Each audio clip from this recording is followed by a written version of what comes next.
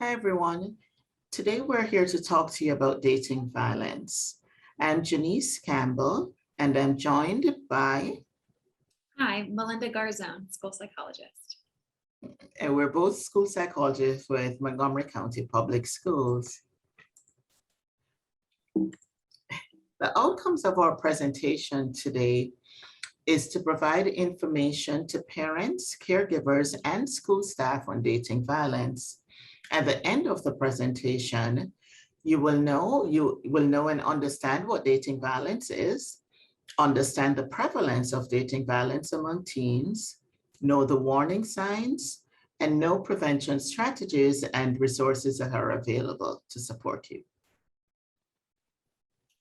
So what is teen dating violence? So here we have some common types that are defined by the CDC. The first one is physical violence. So this is when somebody physically tries to hurt someone else by physical force. The next one is sexual violence. So this is forcing or attempting to force a partner to take part in a sexual act, sexual touching, or non-physical sexual events such as sexting. The third form is psychological aggression, and this is a use of verbal or nonverbal communication with the intent to harm another person, whether it be mentally, emotionally, or to exert control over another person. And then finally, stalking, and this is a pattern of repeated and unwanted attention and contact by a partner that causes fear in another person. It's important to keep in mind that unhealthy relationships can start early and last a lifetime. Teens often think some behaviors like teasing and name calling are just a normal part of a relationship, but these behaviors can become abusive and develop into serious violence. And that is shown by the CDC when we look at the prevalence of dating violence in the United States.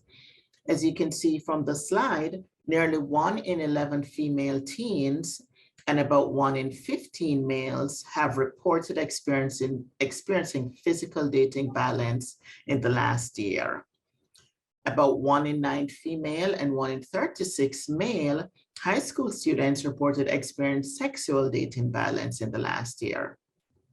And 26% of women and 15% of men experience intimate partner violence for the first time before age 18.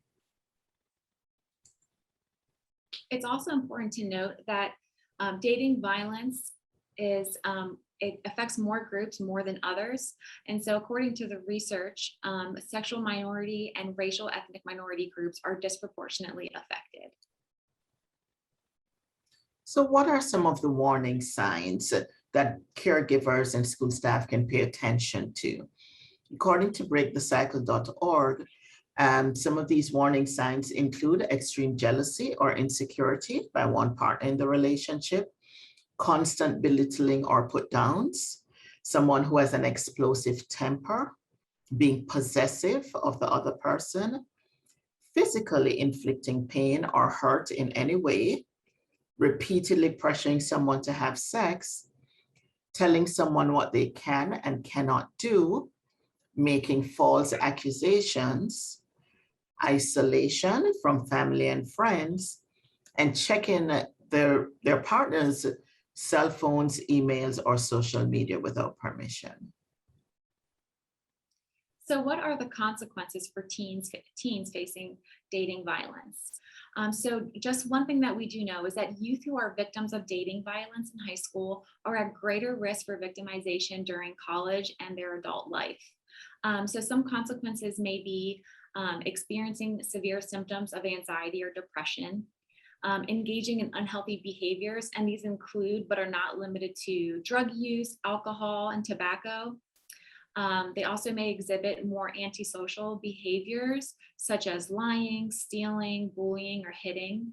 And they also may think about suicide and or have a plan. So these are all things to know and make sure that we're planning for, whether it's linking them with resources in the community such as therapists or support groups. And we'll talk more about resources in just a minute. So how can caregivers prevent teen dating violence? The Children's Safety Network, information from the Children's Safety Network tells us that having protective factors is important in preventing teen violence. So for instance, being connected to family or other adults, having the ability to discuss their problems and their relationships with their parents, engaging in frequent shared activities with parents are important protective factors. Also, the perception that parental expectations for school performance are high is also a way to prevent teen dating violence. Some additional tips are involving our youth in meaningful social activities. They don't necessarily have to be academic, but whatever their hobbies are, try to help them pursue those activities, whether it's in a formal or informal manner. We also want to make sure that they are involved and committed to learning. And if you're not sure how engaged they are, you can always reach out to a student's counselor just to get tabs on how they're functioning in the building and what additional supports we can do to make sure they're establishing those positive relationships with their peers and adults. And finally, we want to make sure that as parents, we're checking in with our teens on a regular and consistent basis. And this is extremely important just so that they know that they are cared about and loved, and articulating that to them is huge.